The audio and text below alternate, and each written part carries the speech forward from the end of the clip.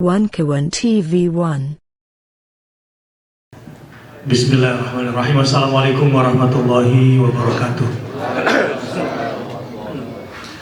Atas nama Koalisi Indonesia Bebaskan Baitul Maqdis adalah sebuah aliansi antar lembaga-lembaga kemanusiaan yang concern dengan khususnya konflik yang terjadi di Al-Quds di Palestina secara khusus. Koalisi Indonesia ini khusus memfokuskan memang di persoalan-persoalan Palestina. Memang sebagian besar NGO Islam isinya, dan kami sudah cukup lama berjalan bersama, dan kali ini karena adanya konflik yang ada di Palestina khususnya Gaza kemarin dalam operasi Badai Aqsa yang namanya Tufanul Aqsa. Kami pada malam hari ini mengundang teman-teman media semua. Terima kasih yang sebesar-besarnya dan penghargaan juga yang sebesar-besarnya buat seluruh teman-teman media yang sudah hadir pada malam hari ini. Bismillahirrahmanirrahim. Sudah diperkenalkan tadi beberapa tokoh yang ada di depan dan yang akan datang setelah ini. Kalau ada yang bilang bahwa katanya Gaza itu atau Hamas itu teroris, ya ini perlu kami jelaskan kronologisnya. Gaza itu selama 16 tahun itu 2 juta korbannya, 2 juta nyawa. Bahwa apa yang dilakukan oleh Gaza pada tanggal 7 dini hari, memang serangan pagi, Fal-Mughirati Subha, itu kodenya Igharat as-Subha. Sebetulnya sudah pada puncak kesabarannya, karena mereka mengingatkan politik akan dihadapi dengan politik, tetapi jangan sentuh Al-Aqsa. Nah sayangnya peringatan demi peringatan, terutama upaya Zionis Israel yang ingin menjadikan Masjid Al-Aqsa itu terbagi sebagaimana Masjid Al-Khalil Ibrahim di Hebron. Mereka menuntut pembagian waktu dan pembagian tempat yang pada akhirnya penguasaan secara total, sebagaimana tanah Palestina yang juga awalnya jatah mereka cuma 20%.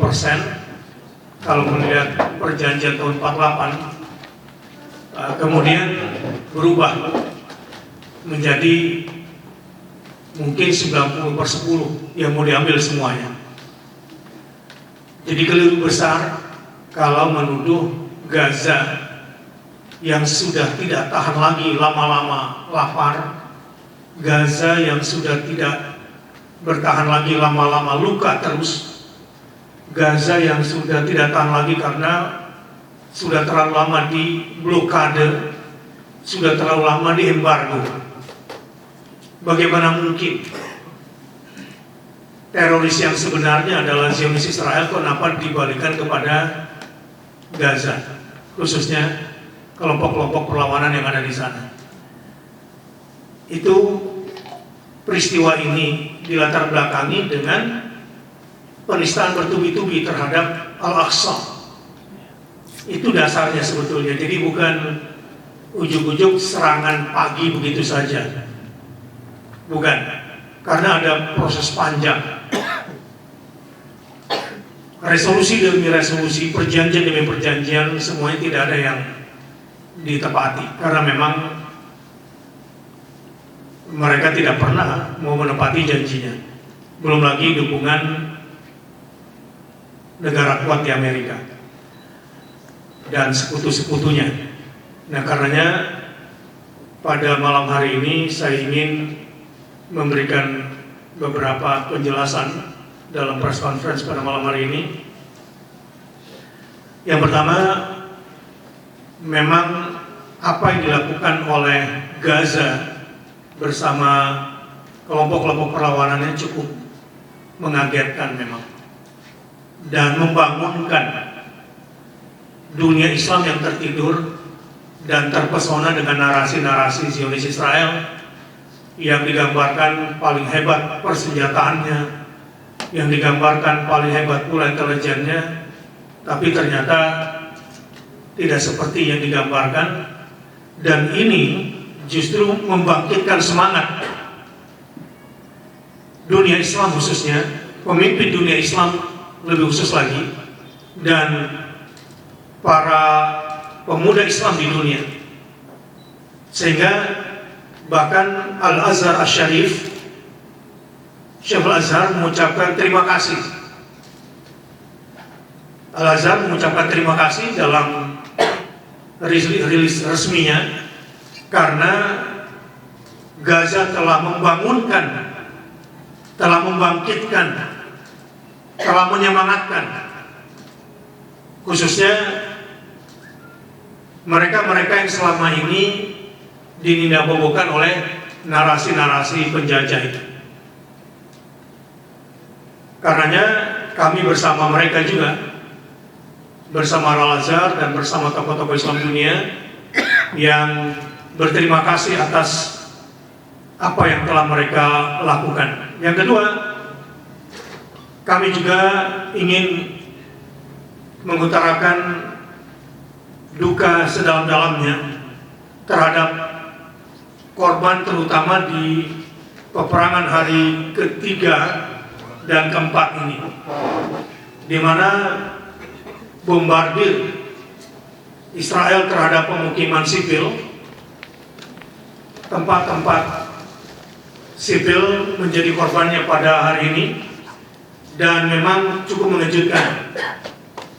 Sejak 1973 belum ada kekuatan seperti sebesar kemarin, sebesar operasi Badai Aqsa atau Tufanul Aqsa.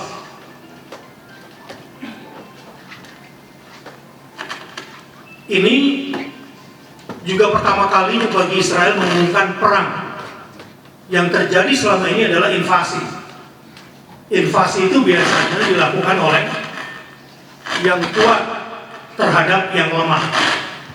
Namun kali ini pernyataan perang itu mungkin barangkali tanpa disadari adanya rasa keseimbangan, melihat keseimbangan yang terjadi. Seperti kita ketahui, Amerika tidak menunggu waktu selain langsung mengelontorkan dana 8 miliar, juga mengirimkan kapal induk berikut pasukannya. Untuk itu, kami juga meminta kepada pemerintah Indonesia, yang terhormat Bapak Presiden Republik Indonesia Insinyur Joko Widodo, dan kepada yang terhormat Bapak Wakil Presiden Kiai Haji Ma'ruf Amin, dan kepada yang terhormat Ketua MPR RI Bapak Bambang Susatyo, dan kepada yang terhormat Ketua DPR RI Ibu Puan Maharani. Saya sudah mendengar pernyataan Presiden yang tetap konsisten, dan mudah-mudahan instruksi Presiden kepada para menterinya, dalam hal ini utamanya Kementerian Luar Negeri, semoga bisa ditindaklanjuti ke tingkat teknis dalam bentuk lembaga-lembaga kemanusiaan yang ada di Indonesia ini diberikan semacam kawalan ataukah dibukakan jalan untuk memberikan bantuan kemanusiaan, karena energi dan air betul-betul diputus di sana. Tidak mungkin NGO ini bisa menembus perbatasan, khususnya dari Rafah ke Gaza kalau tidak ada semacam rekomendasi atau dukungan dari negara. Semoga harapan kami dapat didengar. Kepada masyarakat Indonesia, kami juga mengajak untuk berempati, berpihak kepada kemanusiaan yang terjadi di sana, berpihak pada kebenaran yang bersumber kepada Undang-Undang Dasar, bahwa Indonesia sama sekali tidak mentolerir penjajahan di muka bumi karena tidak sesuai dengan peri kemanusiaan dan peri keadilan.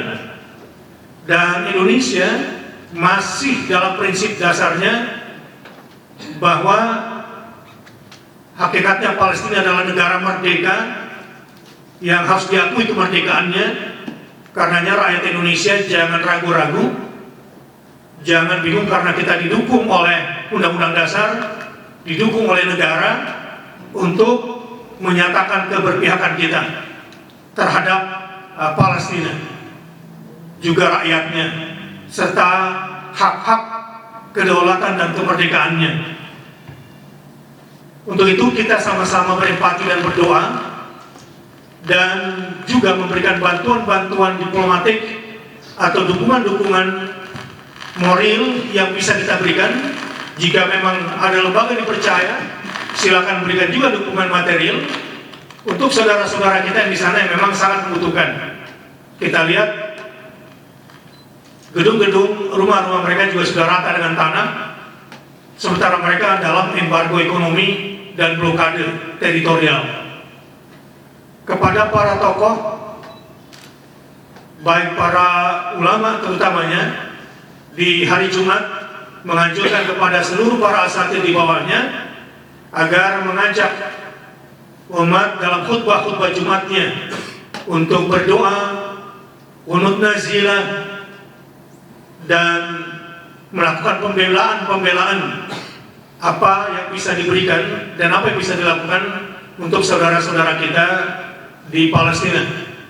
Dan mudah-mudahan kita juga bisa mengekspresikan keberpihakan kita secara konstitusional, apakah itu dalam bentuk media sosial, atau dalam bentuk aksi-aksi yang secara konstitusional dibenarkan oleh negara. Maka kita bersama-sama, kita bersatu seluruh Indonesia, membuktikan keberpihakan kita sebagai negeri yang mayoritas muslim untuk melakukan aksi bersatu mendukung kemerdekaan dan kedaulatan Palestina.